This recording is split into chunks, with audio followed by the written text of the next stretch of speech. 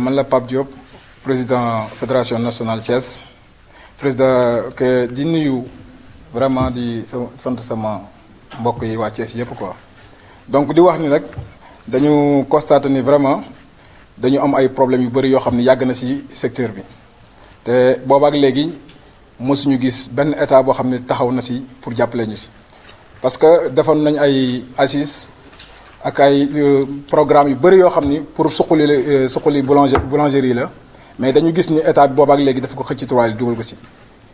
Di gis ay mbir yoo xam ne tamit li ñu naan nday ji seex dafa war a tëddee njaaxaanaay parce que bu demee bay woo meññe yi mën nañu rafetlu sax mu woo meññe yi mais buy woo meññe yi war nañ ci mën a boole ñun boulanger parce que nag tey kenn du tudd farine te tuddoo boulanger vraiment. Nañu ñu gestu bu baax considéré ñu xam ñu ñooy kan parce que nag li ñu yor ñun xam nañ ko te vraiment attaqué wuñ kenn mais nag lii nii bu continuer di am dina am lu ñu def duñu nag menacé kenn mais vraiment nañu xam ni la 31 mu ngi ñëw te ñu ñëpp dañuy daje Dakar te bés bu ñu dajee Dakar nag lañ fay wax xëy na loolu président fédération nationale monsieur Gaye la concerné ak ñun ñëpp mais ñu ngi ci ginnaawam te di ko wax ni ko ñu ngi koy encouragé te lépp lu mu wax ñun ñu ngi ci ginnaawam ñun waa Thiès vraiment ndax ñun waa Thiès sonn nañu secteur bi jaxasoo na te lépp état daf ñu seetaan te vraiment waruñu seetaan. ku ne xam na ni mburu bi depuis bi ñu koy homologué 190 grammes à 150 francs dañu bañoon ni booba ñu ngi homologué booba farine bi 18000 ñu bañ ni farine bi 18000 à 190 grammes à 150 francs loolu kenn ku ne xam na ni bépp boulangerie boo xam ni yaa ngi ciy liggéey doo ci génn ñu gis ni dañuy dem ba ci yàgg mu am ay prix yoo xam ni prix concurrence la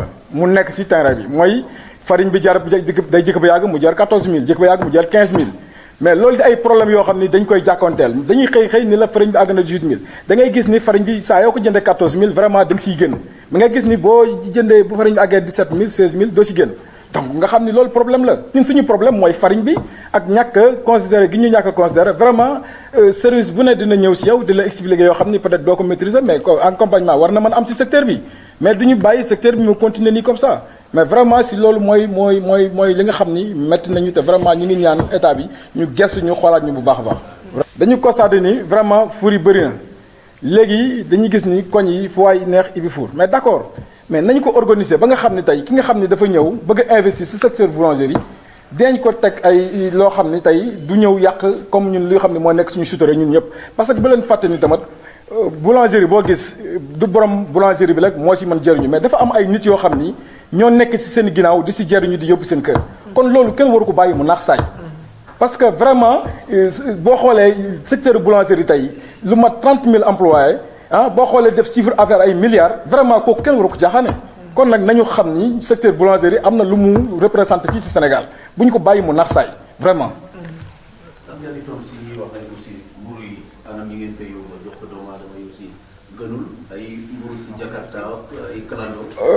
Effectivement loolu boo xoolee fédération nationale de boulangerie de Dakar wax na ci donc ñun loolu neexuñu mais xam nga mooy li ma la wax rek toujours manque d'accompagnement da ciy am moo tax ba yu bëri di am mais xëy na loolu bu ñu fekkee état daf ñu jigee dimbali ñu ci yu bëri mën naa nekk yooyu yëpp dina dañ parce que vraiment bu leen fàttali ni def nañu ay assises décembre 2017 donc te yooyu yëpp bokkoon na ci li ñu tënkoon mais boobaak léegi ñu ngi ciy déglu état mais état deful benn réaction. donc si loolu la mais amul kenn koo xam ne tey jii secteur bi da nga si def loo xam ne xëy na lu neexul consommateur yi la parce que ñun nag ay ñun ñoo nekk consommateur yi après vraiment.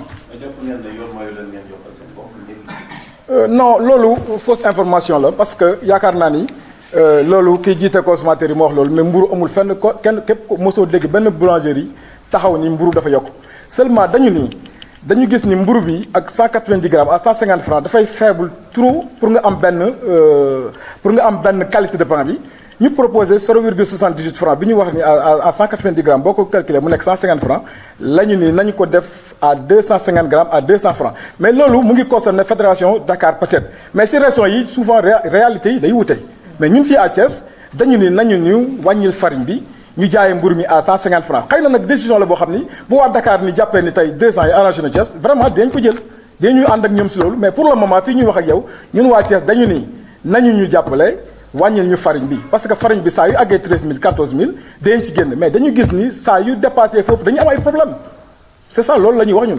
organisé wu nañ parce que boo xoolee fan yëpp sax ñu ngi dem ci boulangerie yëpp ba maman yi ñu ngi ubbi benn groupe WhatsApp boo xam ni xëy na fekkoon nañu sax mais pour gën a yaatal affaire yi ñu ubbi benn groupe WhatsApp pour di ci waxtaan suñuy problème ak suñuy jafe-jafe ba maman yi ma wax ak yow ñun ñëpp ñu ngi waxtaan di déggoo c'est ça. Nombre de boulangeries bi ñu mujjee recensé en 2002 ñu ngi juin 2017 donc ñu ngi amoon booba à 82 boulangeries actuellement maman yi ma wax yow si yu yokkaat si lu ñu jot a xam peut-être nag am na yoo xam ne xëy na àgguñ fa mais yi ñu jot a xam ñu ngi si 102 boulangeries wala 103 si biir ville de Thiès 100 commune bu bokk bu si quoi.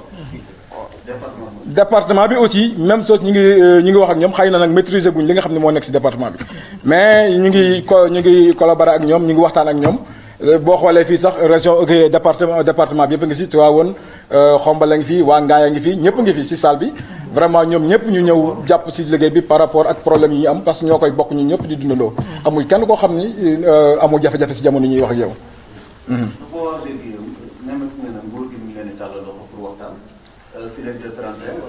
waaw non ñun nag déggaguñu loolu xëy na loolu bu amee mën naa nekk mu peut-être suñu njiit bu nekk Dakar mu monsieur Gaye peut-être dina ko yëg mais fii ñuy wax yow loolu mënaguñ ci tontu parce que loolu ñun xamaguñ ci lu leer quoi waaye.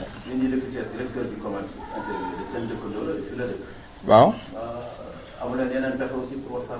non dinañu amuñu yeneen am nañ pexe sax pour waxtaan ak moom mais xam nga problème bi day problème national nag comme ni ko ñëpp dundee rek noonu lañ koy dundee c'est ça. Mor Talla Dieng, représentant de la Fédération nationale des boulangers du Sénégal. À la suite de la rencontre regroupant les membres de la Fédération nationale des boulangers du Sénégal, section Thiès, le secteur de la boulangerie sénégalaise vit actuellement des moments très difficiles avec l'ouverture anarchique des boulangeries et la vente du pain dans des conditions hygiéniques déplorables. Déplorant ceci, depuis la tenue des concertations de la filière boulangère en décembre 2017, aucune mesure n'a été prise par le gouvernement pour l'application des conclusions. Vu l'harmonisation du prix de la farine par l'État, entraînant le dysfonctionnement de la libre concurrence entre les meuniers. Nous notons aussi la non-application des conclusions prises lors de la tenue des concertations avec l'État, la non-implication des boulangers lors des rencontres État-meunier, la réglementation de l'ouverture anarchique des boulangeries. Une révision du délai de rigueur imposé par le service de l'environnement pour l'enterrement des cuivres de gasoil. Nous déplorons aussi la hausse du prix de la farine, dont le prix a été fixé par l'État et les meuniers sans les boulangers. Depuis quelques jours, il a été agité l'idée d'une augmentation du prix du pain. Est-ce que vous pouvez nous apporter Bon, concernant cela, au niveau de la section de Thiès, nous n'avons pas encore eu cette nouvelle. Nous n'avons pas encore décidé. Nous, ce que nous voulons, c'est la baisse du prix de la farine, mais pas la hausse du prix du pain. Parce que vous savez que les boulangers ne peuvent pas augmenter le pain du jour au lendemain sans accord de l'État. Donc pour cela, on n'en est pas encore là. Oui. Et vous avez un peu également le problème avec les meuniers. Le problème, c'est que l'État fixe avec les meuniers le prix, sans concertation avec les boulangers. Parce que vraiment, si le meunier produit la farine et que le boulanger ne l'achète pas, vraiment, il n'y aura pas de... Le meunier, c'est le fournisseur. Le boulanger, c'est l'acquéreur. Donc, il doit y avoir une application nette, une réglementation. L'État doit aviser les boulangers et les meuniers pour qu'on puisse trouver un terrain d'entente. Oui. Est-ce que le prix de la farine est homologué au Sénégal ou bien? Le prix est homologué. Okay. Oui, le prix a été homologué depuis décembre 2017. Actuellement, le sac de la farine est à 16 890. Et ça vous arrange pas? Mais ça ne nous arrange pas.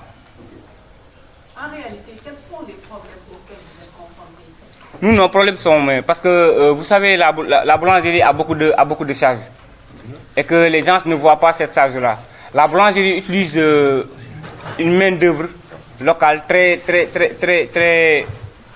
Très remarquable parce que notamment chaque boulangerie utilise pratiquement 50, 100 employés, direct ou indirect.